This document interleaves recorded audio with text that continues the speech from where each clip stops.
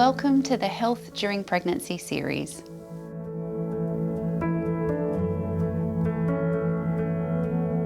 During pregnancy, as I'm sure you all know, your body goes through a number of physical changes. These include a 40 to 50% increase in your blood volume, around 70% increase with twins, around 1 kilo of new blood vessels to the placenta, up to 2 litres of amniotic fluid with a 24-hour turnover, increased breast tissue, production of various hormones such as HCG, progesterone, relaxin and estrogen, and the growing fetus, including baby's brain, bones, organs, muscles and blood supply.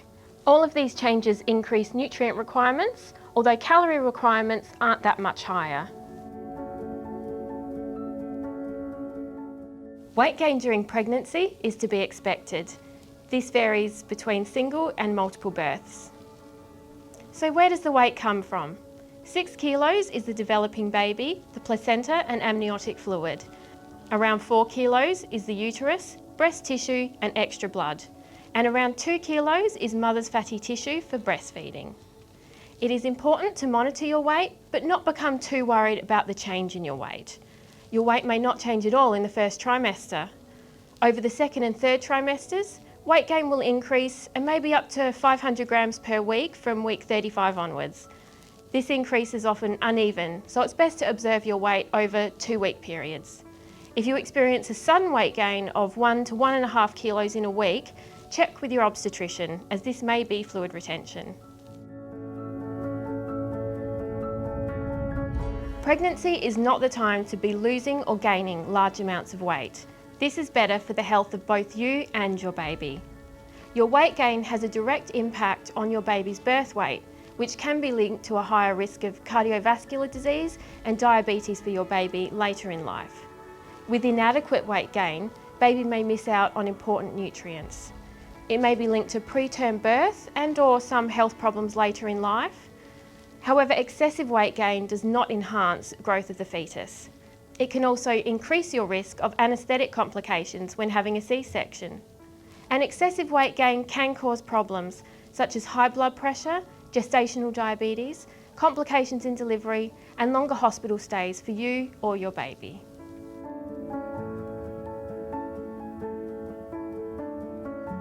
During your pregnancy, aim to include healthy choices at every meal, every day. Eat regular meals and snacks spread across the day. And despite the common myth, it's not eating for two. There is no need to increase your energy or calorie intake during the first trimester. You will only need an additional 1,400 kilojoules during the second trimester and a 1,900 kilojoule increase in the third trimester. This is equivalent to a couple of extra light snacks each day.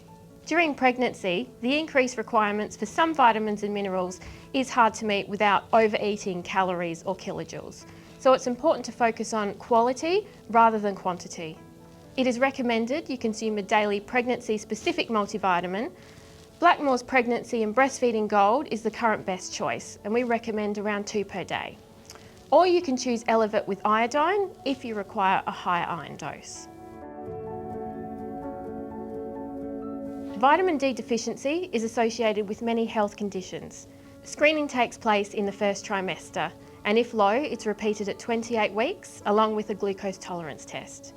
You will need to supplement this vitamin if low. Often a calcium and vitamin D combination will be recommended. Your baby will need a check at birth if your levels were low at 28 weeks, and will need additional supplementation with a paediatric multivitamin if they are found to have low levels at birth. Omega-3s promote brain and eyesight development in utero and in early childhood. Highest uptake is in the third trimester. Try to include 340 grams or 2 oily fish meals a week. This can be canned sardines or canned salmon, mullet, mackerel, silver perch, rainbow trout, bream or canned tuna. There are also small amounts in eggs, chicken and lean red meats. Plant sources include soybean oil, canola oil, nuts and seeds. Aim to consume 30 grams of fibre daily. High fibre foods, such as fruit, vegetables and whole grains, are excellent sources of vitamins and minerals. A fibre-rich diet can also help prevent constipation. Use a fibre counter to check your daily intake and identify higher fibre swaps you can make. It's important to increase fibre intake slowly, over 3 to 5 days, giving your digestive system a chance to adapt and preventing side effects such as bloating and flatulence. Medications or supplements may be required if you're struggling to meet your requirements. Talk to your obstetrician or ask for a more detailed handout. It's important to consume enough fluid so that your urine is clear to lightly straw-coloured throughout pregnancy and breastfeeding. Aim for 1.5 litres of fluid daily. This contributes to increased blood flow, amniotic fluid and bowel health. You also need extra water for body temperature regulation during exercise and on hot days. It's important to keep a bottle with you all of the time and sip water regularly throughout the day. A healthy balanced diet includes all 5 food groups. Whole grains such as breads, cereals, rice, pasta and noodles. Vegetables and legumes such as leafy greens, kidney beans and chickpeas. Fruit, especially fresh fruit such as banana and apples. Dairy foods such as milk, yogurt and cheese. Try to choose low-fat options. And meat alternatives such as lean red meat, fish, poultry, eggs, nuts and legumes.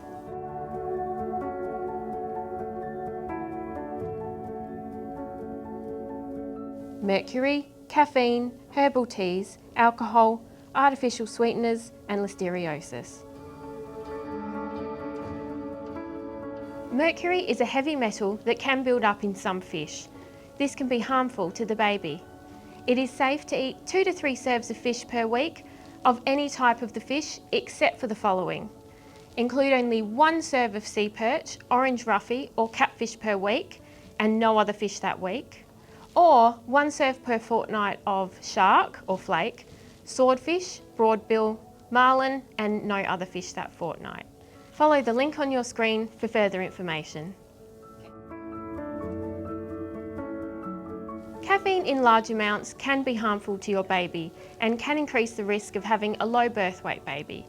It is best to limit your caffeine intake to 1 regular espresso style coffee or 3 cups of instant style coffee, 4 cups of tea or 4 cans of cola type drinks. Energy drinks are not recommended during pregnancy as they may contain very high levels of caffeine. There are no standards as to how herbal teas are made, nor their content, and we cannot be sure about their safety. They are best avoided or consumed with caution. Alcohol can harm your baby for life by damaging brain development and slowing down physical growth. It is safest to avoid alcohol entirely during pregnancy and breastfeeding. If you need support in avoiding alcohol during your pregnancy, you can contact the Alcohol, Drug and Information Service. Details are below. Artificial sweeteners containing phenylalanine, saccharin and cyclamates pass across the placenta to the baby, so it is important to select foods that contain sweeteners which don't cross this barrier. During pregnancy, the following types of sweeteners are acceptable in small quantities, and these include Equal, NutraSweet and Splenda. Morning or afternoon or all day sickness is common in early pregnancy and often persists until week 16 or, for the unlucky, a few weeks longer or throughout the entire pregnancy. It can affect you at any time of the day. The actual cause is not known. However, it is thought to be contributed to by hormonal changes during pregnancy and a drop in blood sugar levels. Tips to help morning sickness. Avoid meal preparation wherever possible. Avoid smells and food that make your sickness worse. Eat less fatty and sugary foods, and don't let your stomach get too empty, as an empty stomach can exacerbate nausea. Keep a snack at your bedside for the early hours to nibble on before you get out of bed. To avoid drops in blood sugars, eat more nutritious, low GI carbohydrate foods, and add nuts and seeds to cereals and yogurt. This is a burning feeling in the middle of the chest that can also affect the back of the throat. It occurs when acid moves into the esophagus from the stomach. There can be multiple causes of heartburn, including hormonal changes, relaxing stomach muscles and sphincters, and a change in the baby's position as it grows, which increases pressure on your stomach. Tips to reduce heartburn. Eat small, regular meals. Avoid fatty, fried or spicy foods. Avoid tea, coffee, cola drinks, chocolate drinks and alcohol. Sit up straight while eating and for 30 minutes afterwards. Do not bend after meals or wear tight clothes, and sleep propped up on a couple of pillows. Hormonal changes during pregnancy can mean your immune system is weaker. This can make it harder to fight off infections. Foods can be a source of infections, therefore taking precautions is important. Listeriosis is a rare but serious illness caused by a germ called Listeria, which is a bacteria. It can be passed on by poor food hygiene or contaminated food. However, it is fairly uncommon. For more information, visit the link below. Recommendations to prevent Listeria include washing and drying your hands before preparing food, washing cookware and utensils well after use, making sure hot food is hot, above 60 degrees, and cold food is cold, below 5 degrees. Eat only fresh cooked foods, not leftovers, and use the 8-hour rule. Wash fruit and vegetables well. Store foods in the coldest part of the fridge and check temperature regularly. Thaw ready-to-eat food in the fridge or microwave. Do not thaw at room temperature on bench tops. Return foods that should be in the fridge as quickly as possible, and ensure all food is fresh and within its use-by date. Also, wash hands after touching animals or animal droppings, and it's best to wear rubber gloves under garden gloves. It is best to limit or avoid high-risk foods, such as cold sliced processed meats from delis or sandwich bars. This includes cold cooked chicken and packaged ready-to-eat meats and pâté. Undercooked meats or eggs, ensure egg yolks are hard.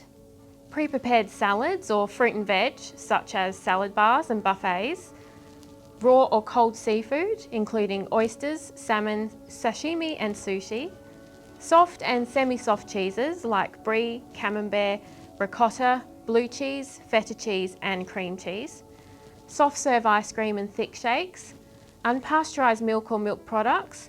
And raw food products like protein balls, which are packaged or homemade.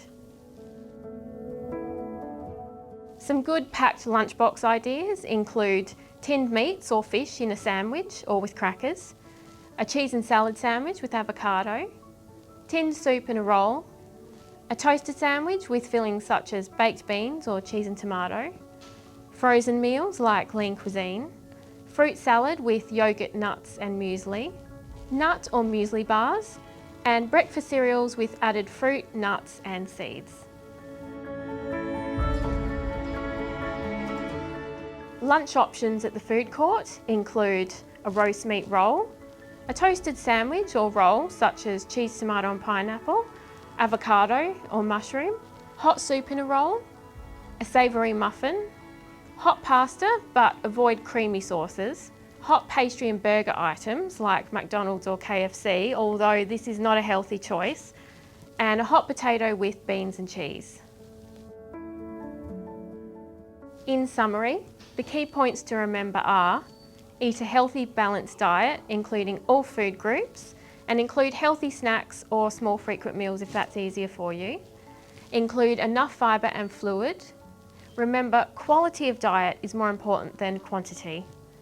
Take a daily pregnancy multivitamin supplement, such as Blackmore's Pregnancy and Breastfeeding Gold. Eat 2 to 3 serves of fish per week, but avoid those high in mercury.